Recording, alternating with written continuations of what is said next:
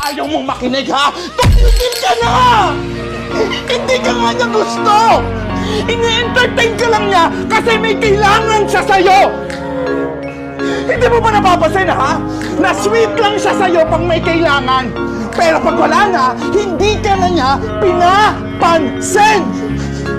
Matalino ka naman tao eh! Matalino ka! Isipin mo naman yung sarili mo! Unahin mo naman yung sarili mo! Mahalin mo naman yung sarili mo!